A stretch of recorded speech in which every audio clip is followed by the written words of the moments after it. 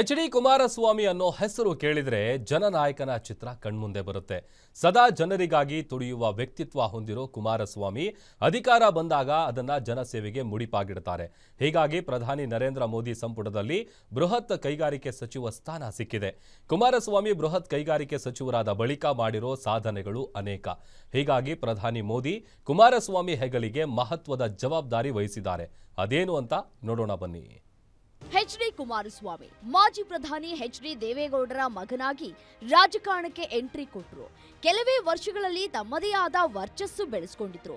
ಕರ್ನಾಟಕದಲ್ಲಿ ಕುಮಾರಸ್ವಾಮಿಗೆ ಅವರದ್ದೇ ಆದ ಅಭಿಮಾನಿ ಬಳಗವಿದೆ, ಅವರದ್ದೇ ಆದ ಬೆಂಬಲಿಗರ ಪಡೆ ಇದೆ. ಇದಕ್ಕೆ ಕಾರಣ ಕುಮಾರಸ್ವಾಮಿ ಅಧಿಕಾರ ಸಿಕ್ಕಾಗ ಅದನ್ನ ಬಳಸಿಕೊಂಡಿರೋ ರೀತಿ. ಅಧಿಕಾರ ಸಿಕ್ಕಾಗ ದರ್ಪ ದೌರ್ಜನ್ಯ ಮೆರೆಯೋ ಬದಲು ಅನುಭವಿ ಆಡಳಿತಗಾರನ ರೀತಿ ತಮ್ಮ ಜವಾಬ್ದಾರಿ ನಿಭಾಯಿಸಿದ್ದಾರೆ. ಸದ್ಯಕ್ಕೆ ಪ್ರಧಾನಿ ನರೇಂದ್ರ ಮೋದಿ ಸಂಪುಟದಲ್ಲಿ ಬೃಹತ್ ಕೈಗಾರಿಕಾ ಸಚಿವರಾಗಿ ಅಮೋಘವಾಗಿ ಕಾರ್ಯನಿರ್ವಹಿಸ್ತಾ ಇದ್ದಾರೆ. ಕುಮಾರಸ್ವಾಮಿ ಕಾರ್ಯವೈಖರಿಗೆ ಸ್ವತಃ ಮೋದಿಯೇ ಫಿದಾ ಆಗಿದ್ದಾರೆ. ಹೀಗಾಗಿ ಅವರ ಹೆಗಲಿಗೆ ಮತ್ತೊಂದು ಮಹತ್ವದ ಜವಾಬ್ದಾರಿ ನೀಡಲಾಗಿದೆ. ಕುಮಾರಸ್ವಾಮಿ ಹೆಗಲಿಗೆ ಮತ್ತೊಂದು ಮಹತ್ವದ ಹೊಣೆ.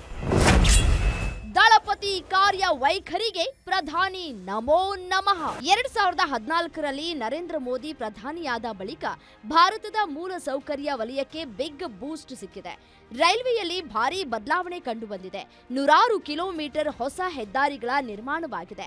ಆದರೆ ಮೂಲ ಸೌಕರ್ಯ ನಿರ್ಮಾಣ ಮಾಡೋ ಯಂತ್ರೋಪಕರಣಗಳನ್ನ ಭಾರತ ಆಮದು ಮಾಡಿಕೊಳ್ತಾ ಇದೆ. ಹೀಗಾಗಿ ಆಮದು ಮೇಲಿನ ಅವಲಂಬನೆ ಕಡಿಮೆ ಮಾಡಲು ವಿತ್ತ ಸಚಿವೆ ನಿರ್ಮಲಾ ಸೀತಾರಾಮನ್ ಈ ಬಾರಿಯ ಬಜೆಟ್ನಲ್ಲಿ ನಿರ್ಮಾಣ ವಲಯ ಮತ್ತು ಮೂಲ ಸೌಕರ್ಯ ವಲಯದಲ್ಲಿ ಬಳಕೆಯಾಗೋ ಯಂತ್ರಗಳನ್ನ ಭಾರತದಲ್ಲಿಯೇ ನಿರ್ಮಿಸಲು ಹೊಸ ಯೋಜನೆ ಘೋಷಿಸಿದ್ದಾರೆ.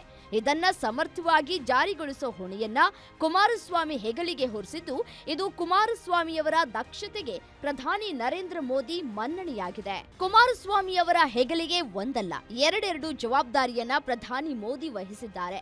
ಅಪರೂಪದ ಅಯಸ್ಕಾಂತಗಳ ಪತ್ತೆ ಮತ್ತು ಬಳಕೆ ಯೋಜನೆ ಜಾರಿಗೆ ತರುವ ಹೊಣೆಗಾರಿಕೆ ಕುಮಾರಸ್ವಾಮಿಗೆ ನೀಡಲಾಗಿದೆ.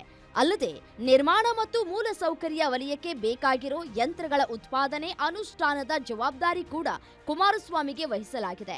ಈ ಎರಡು ಯೋಜನೆಗಳಿಗೆ ಸರಿಸುಮಾರು 21,000 ಕೋಟಿ ರೂಪಾಯಿ ಅನುದಾನ ಮೀಸಲಿಡಲಾಗಿದೆ. ಇದು ಪ್ರಧಾನಿ ಮೋದಿಯವರ ಕನಸಿನ ವಿಕಸಿತ ಭಾರತಕ್ಕೆ ಬಲ ತುಂಬಲಿದೆ. ಇಂತಹ ಮಹತ್ವದ ಹೊಣೆಗಾರಿಕೆ ಕುಮಾರಸ್ವಾಮಿಗೆ ನೀಡಲಾಗಿದ್ದು, ಇದು ಅವರ ಕುರಿತು ಪ್ರಧಾನಿ ಮೋದಿ ಇಟ್ಟಿರೋ ಭರವಸೆಗೆ ನಿದರ್ಶನವಾಗಿದೆ. ಬೃಹತ್ ಕೈಗಾರಿಕಾ ಸಚಿವಾಲಯದ ಮೇಲ್ವಿಚಾರಣೆಯಲ್ಲಿ ಭಾರೀ ಯಂತ್ರೋಪಕರಣಗಳು, ಸುರಂಗ ಕೊರೆಯುವ ಯಂತ್ರಗಳು, ಕ್ರೇನ್ಗಳು, ಕಾಂಕ್ರೀಟ್ ಪೇವರ್ಗಳು, ಎಕ್ಸ್ಕವೇಟರ್ಗಳು, ಸುಧಾರಿತ ಎಂಜಿನಿಯರಿಂಗ್ ಯಂತ್ರಗಳನ್ನು ಭಾರತದಲ್ಲಿಯೇ ತಯಾರಿಸುವ ಮೂಲೋದ್ದೇಶ ಈ ಯೋಜನೆಯ ಹಿಂದಿದೆ.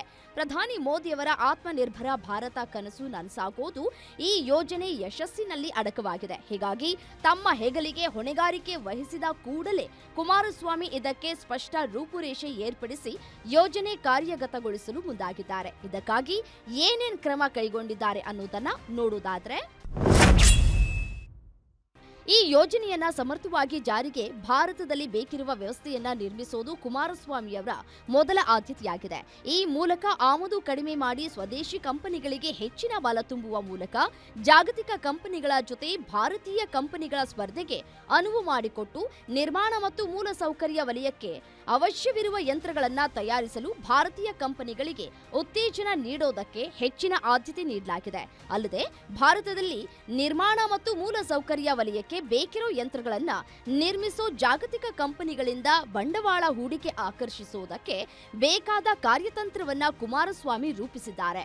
2030ರ ಹೊತ್ತಿಗೆ ಈ ಯೋಜನೆಯಿಂದ ಗಮನಾರ್ಹ ನೇರ ಉದ್ಯೋಗಗಳನ್ನ ಸೃಷ್ಟಿಸೋ ನಿರೀಕ್ಷೆ ಇದೆ. ಎಂಜಿನಿಯರ್ಗಳು, ತಂತ್ರಜ್ಞರಿಂದ ಹಿಡಿದು ನಿರ್ವಾಹಕರು, ವಿನ್ಯಾಸಕರವರೆಗೆ ಹಲವರಿಗೆ ನೇರ ಉದ್ಯೋಗ ಲಭಿಸಲಿದೆ. ಕುಮಾರಸ್ವಾಮಿ ಅವರ ಬದ್ಧ ನಾಯಕತ್ವದಲ್ಲಿ ಈ ಯೋಜನೆಯ ಮೂಲಕ ಭಾರತವನ್ನ ನಿರ್ಮಾಣ ಮತ್ತು ಮೂಲ ಸೌಕರ್ಯ ಯಂತ್ರ ತಯಾರಿಕಾ ವಲಯದಲ್ಲಿ ಜಾಗತಿಕ ನಾಯಕನಾಗಿ ರೂಪಿಸಲು ನೆರವಾಗಲಿದೆ. ಮೇಕ್ ಇನ್ ಇಂಡಿಯಾ ಇದು ಘೋಷಣೆ ಅಷ್ಟೇ ಅಲ್ಲ, ಭಾರತದ ಶಕ್ತಿ ಸಾಮರ್ಥ್ಯದ ದ್ಯೋತಕ. ವಿಕಸಿತ ಭಾರತ ಸಕಾರಕ್ಕೆ ದಿಟ್ಟ ಹೆಜ್ಜೆ. ವಿಕಸಿತ ಭಾರತ ಅಂದ್ರೆ ಅದು ಮೋದಿ ಭಾರತ, ಸ್ವಾವಲಂಬಿ ಸಶಕ್ತ Bharat. News bureau, guarantee news.